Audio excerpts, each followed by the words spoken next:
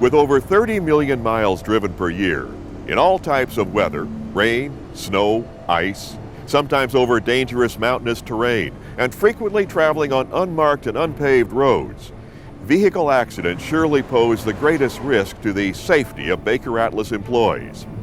Employees depend on vehicle safety checks to identify vehicle problems before they proceed with their journey.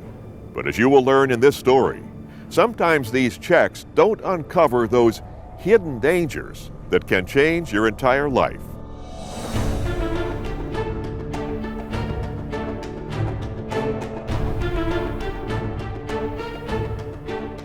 The Baker Atlas facility in Laredo, Texas, provides logging and other wireline services to the oil and gas production companies in South Texas. These services are used to collect data for formation evaluation, as well as help companies increase their wells' output. Working in the oil and gas industry can be dangerous. And at Baker Atlas, workers are required to follow safe work practices with everything they do.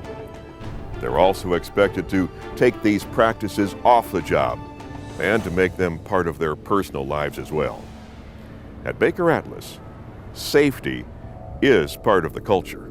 Safety is about people. It's about doing things right, about using common sense. It's about making sure shortcuts aren't taken and people don't get hurt.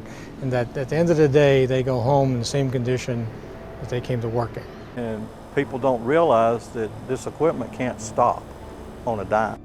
Driving a perforator or a logging truck, it's almost like driving an 18-wheeler. Another major concern is especially in the summertime, is having blowouts. And you stand the chance of either running off the road and turning over or running over someone else. On November 9th of 2007, a crew from Laredo was returning a perforating truck to the Baker Atlas facility in Alice, Texas, about a 2-hour drive. They conducted a journey management and put the slowest vehicle in the front of the convoy. Just driving along, I had the window down. It was a nice day. Suddenly, without warning, the left front tire on the crane truck blew out, causing the driver to lose control. A loud bang, rubber and fiberglass flying around. Crane pulls to the left, try to bring it back. Not when you have 15,000 pounds of boom on top of your head. It's pretty top heavy. It's weird because I was hearing like a gospel music, you know. It's weird. All of a sudden, I looked in front of me, blew out a tire, went to the left, flipped over. Went across one lane of traffic, ended up in the median, you could say. Somewhere in the process, the tires bit into the dirt and flipped me over. He wasn't speeding. He wasn't, he wasn't drinking and driving. He was just going down the road, minding his business, doing what he was supposed to do. Nothing out of the ordinary. He didn't do anything wrong, and boom.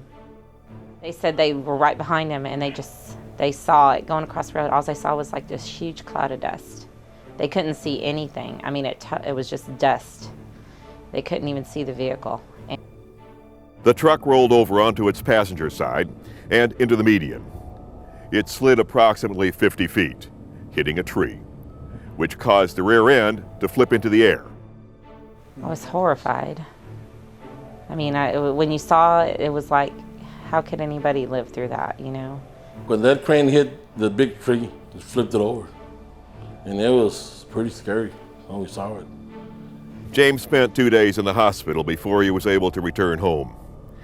James said it was all a pretty frightening experience, but his thoughts during this entire ordeal were mostly about his family. How would this accident affect their lives?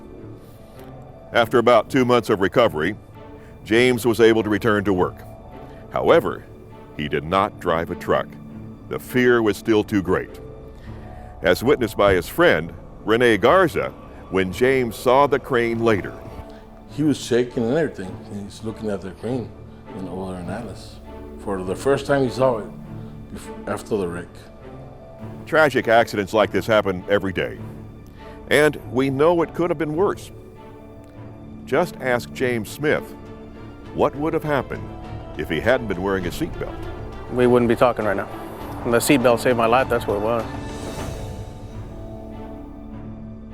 We all understand that we need to get to the bottom of what caused an accident so that future accidents can be prevented.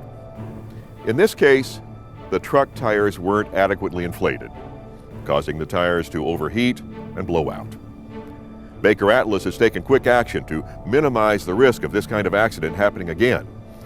Most vehicles now have tire pressure monitoring systems, and employees are required to record the tire pressure before beginning a journey. Safety at the rig site provides many different challenges.